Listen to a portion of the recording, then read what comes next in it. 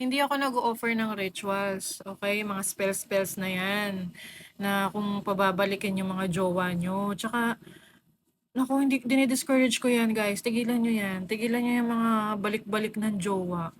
That is so pathetic. Bakit gusto niyong habul-habulin ng isang tao?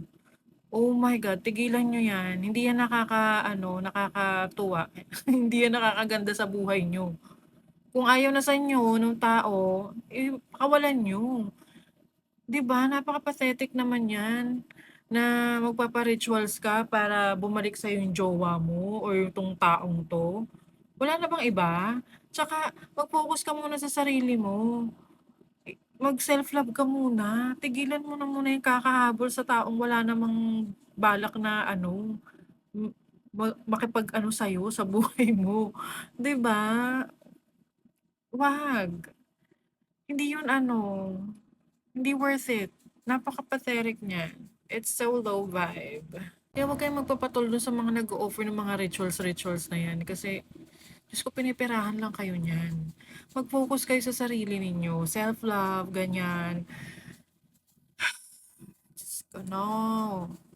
Hindi ako nag-o-offer ng mga ganyan, rituals. Tigilan niyo yan. Tigilan niyo. Kasi paano kung ikaw yung niritwalan? O, niritwalan ka para ma-inlove ka dito sa taong hindi mo naman gusto. 'Di ba? Hahabol-habulin mo yung isang tao na hindi mo naman gusto. Ew. So, stop it. Tigilan yan, tigilan.